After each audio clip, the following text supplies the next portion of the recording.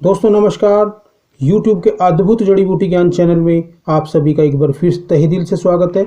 दोस्तों आज जिस वृक्ष की जानकारी लेकर आए हैं उसकी लकड़ी जितनी मजबूत व टिकाऊ होती है उससे भी ज़्यादा यह वृक्ष अपने औषधीय गुणों के लिए विख्यात है। इसकी लकड़ी में घुन यानी कीड़े नहीं लगते, वहीं खूब छायादार होने के कारण सड़कों के किनारे बाग बगीचों में इन्हें खूब लगाया जाता है। इसके गुणों के कारण कई देशों में इसे खूब महत्व दिया गया है। यह वृक्ष संपूर्ण भारत में खूब पाया जाता है तथा अधिक लोग इससे परिचित हैं। इसे शीशम, सीसू, शीशो, कृष्णसारा तथा डेलबर्जिया सीसू कहते हैं। शीशम के वृक्ष की जो फलियों में टैनिन हल्के भूरे रंग का तैल होता है। दोस्तों इसके पत्रों, काष्ठ यानी लकड़ी, छाल तथा तैल भी खूब गुणकारी हैं। शीशम गर्म प्रकृति का यानी कि उष्ण प्रकृति का होता है। इसकी लकड़ी कुष्ठ रोग नाशक होती है।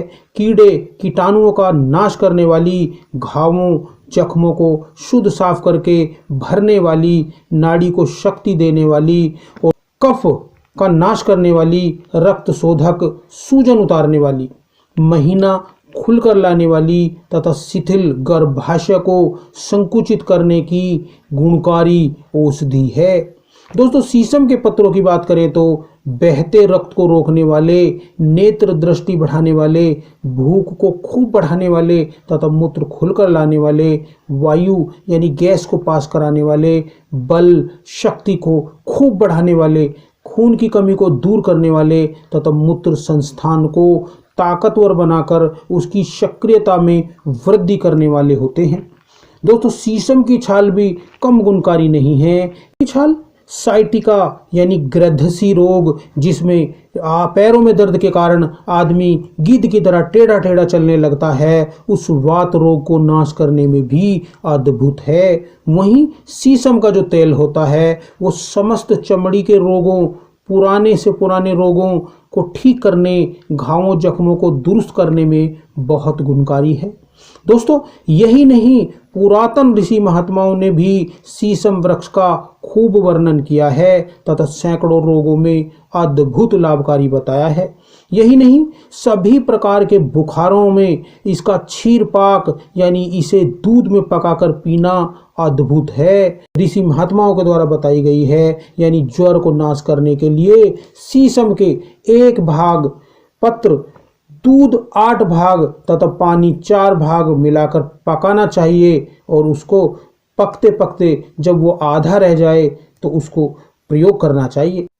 दोस्तों अगर रक्त विकार है, खून में विकृतियां घुस गई हैं, रक्त दोषों के कारण रोग भयंकर होने लगे हैं, तो यह प्रयोग बड़े बड़े रक्त के रोगों में भी अपना असर दिखाता है। इसके लिए रोगी को शीशम के पत्रों का क्वाथ बनाकर पिलाना चाहिए।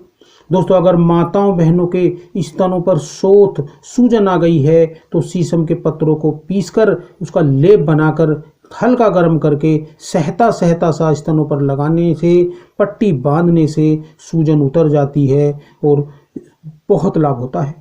दोस्तों अगर कुष्ठ रोग हो गया है, जिससे पीड़ा होती है तथा चमड़ी कुरूप हो गई है, चमड़ी की जो है रंग विकृत हो गया है, तो शीशम की लकड़ी का क्वाथ बनाकर उसमें मिश्री का शरबत मिलाकर पिलाने से बहुत लाभ होता है।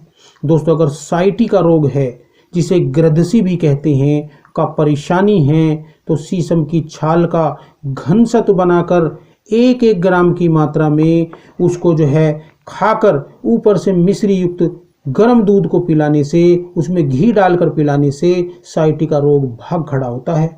दोस्तों अगर आँखों में लाली यानी लालपन रहता है, खुजली मचती है, तो शीशम के ताजे पत्रों का कपड़े से छना रस 1-2 बूंद आँखों में डालने से लाभ हो जाता है और आँखों की जो सुर्खी है, लाली है, वो ठीक हो जाती है। दोस्तों अगर खून की कमी है, पांडु, कामला, काला पीलिया रोग हो गया है, तो शीशम के ताजे पत्रों का रस जो है त्रिफला चूर्ण से के साथ सेवन कराने से बहुत लाभ होता है और खून बढ़ने लगता है। दोस्तों, अगर स्त्रियों को रक्त प्रदर यानी कि महीना अधिक आने की परेशानी है तो शीशम के पत्रों के रस में आंवले का रस मिलाकर पिलाने से लाभ हो जाता है। इस प्रकार शीशम का जो वृक्ष है अनेक रोगों की नायाब गुणकारी औषधि है। यह खून के रोगों में भी अच्छा लाभ करती है तथा रक्त को शुद्ध करके रोगों का सफाया करता है। दोस्तों, शीशम के गुणधर्मों की जानकारी नेक्स्ट वीडियो भाग 2 में करेंगे। तब तक के लिए दोस्तों नमस्कार, जय हिंद, जय आयुर्वेद।